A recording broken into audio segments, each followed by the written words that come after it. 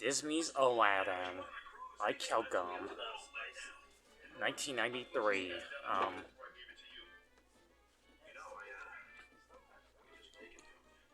Those of you already seen the movie countless times as I have as a kid, and those of you already seen me do well, you know what in every video about his not orange shoes thing. I know what you're thinking. Have I reviewed the Super Nintendo game before? And your answer would be a big, huge surprise. And you are correct. I did review this game a long time ago.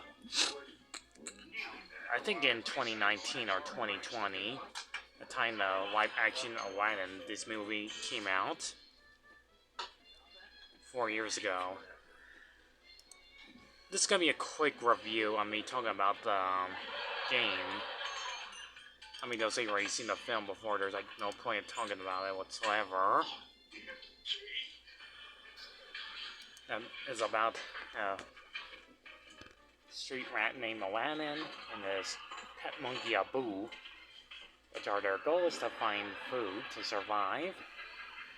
A street orphan, well, not really an orphan. Those of you who looked at the deleted scenes on DVD, that he does have a family of his own, forced to leave on the streets of his own, and fall in love with the Princess Jasmine and take on an evil sorcerer, Jafar. Anyways, the Super Nintendo game is actually one of the best games out there. It's not super long. See what I did there? Because I put the word super, because this is on the SNES.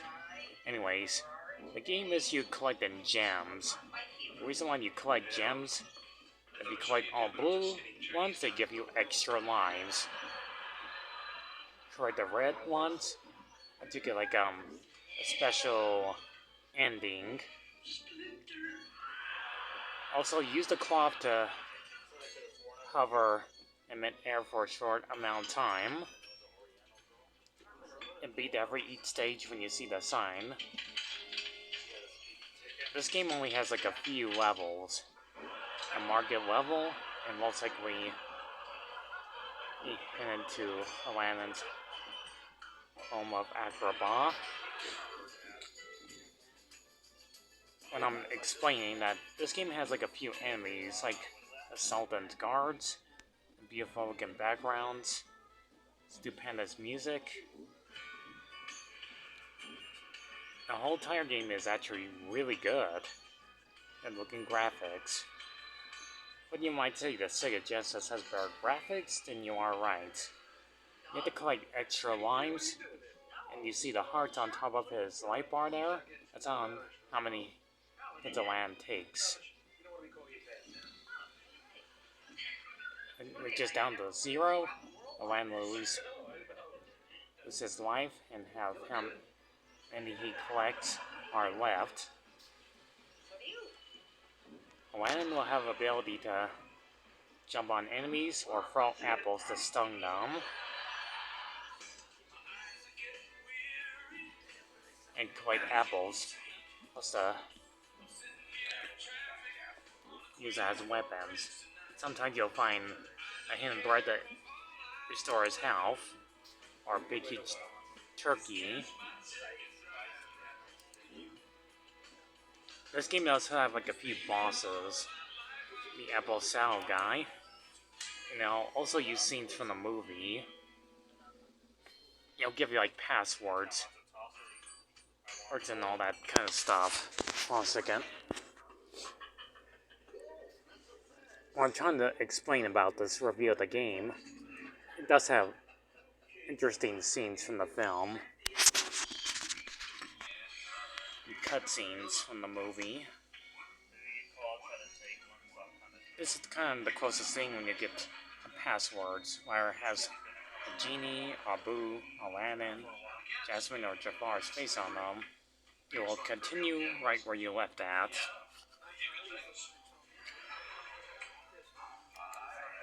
This game does have interesting looking graphics that look beautifully well done. This game was released in 1993. At the time, the film was released in November. Maybe a year later, that this game was released on Super Nintendo and Sega Genesis, different looking graphics.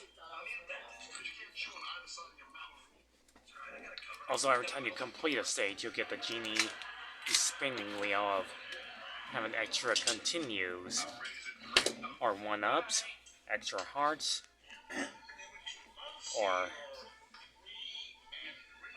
shall we say,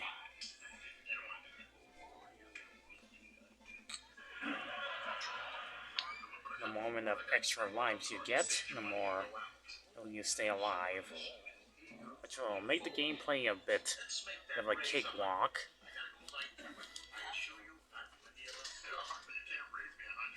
This game was created by Capcom itself, the same company that did the Resident Evil franchise games. Also did like Goof Troop, Chip Dale Rescue Rangers, Tailspin, DuckTales, and most likely one of my favorite games of all time, the Mickey Mouse games, Magical Quest 1, 2, and 3, or in different titles. Mickey's Magical Adventure, Great Circus Mystery, in its first game, Magical Quest. Disney had its share moments of good gameplay based off movies. Oh yeah, I almost forgot to mention The Little Mermaid on both systems. That's why there was a Sega Genesis, but all of them are done by Capcom on the NES and Game Boy. The levels still look amazingly beautifully well done. Especially this hard part where you ride the magic carpet. If everything you touch, you'll die instantly. You meet the genie and they're inside his lamp of powerful, wonderful space. He'll lend you a hand in most places. And you hear that classic music, You Never Had a Friend Like Me song. Super Nintendo style. I'd say there's like 20 or 30 stages of the game. Acrobat stage, the Cave of Wonder stage, the Genie stage, and for some reason the Egyptian stage. You have to find a boo inside the Egyptian stage.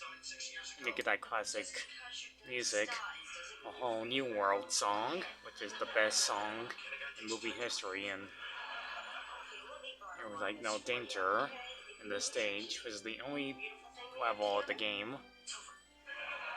And you arrive with Princess Jasmine and collecting gems.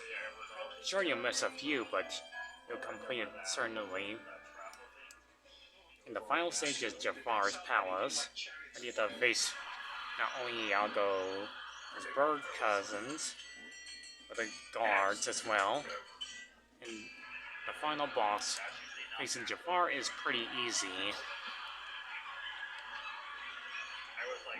As long as you have like that cloth with you and solving puzzles, you can jump on Jafar's head a few more times when he throws down his magical staff. Throw your apples at his bird minions. And the true final battle begins, where Jafar turns into a big snake, just like in the movie. Which is another cakewalk, then you have to jump on his quills. Once he attacks you. Do this a few more times and he's done for. He'll shoot out some eggs out of his mouth too.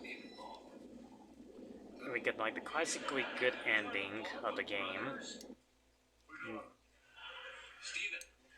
And tricking Jafar, or to make him the full powerful genie.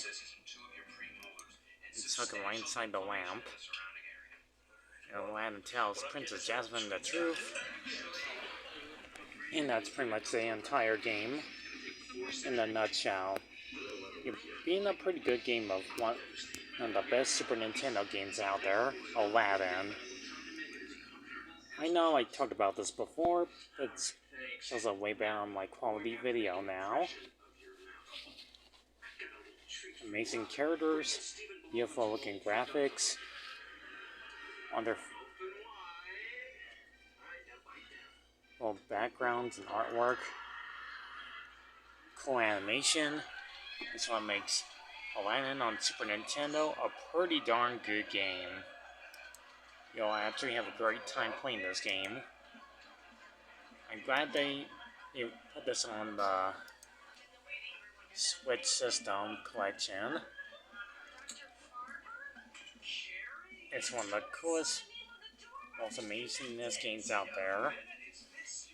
Aladdin on Super Nintendo is one of those interesting treasure games that you love to put in your collection for a very long time. So I give Aladdin on Super Nintendo one of the most memorable games out there, a solid 8 out of 10. And I'm so glad to re-review this game, because when I talked about it years ago, it seemed a bit okay-ish. But this is gonna be one of the most memorable games out there that people have talked about this game since 2010s. And they'll still be reviewed by many people on YouTube to this very day. Generations to come. So give the Super Nintendo some credit. It's one of the most best memorable games out there. And I'm glad to talk about this today on my Rick Martinez channel. So I'm just gonna let the credits roll and you can enjoy the scenes.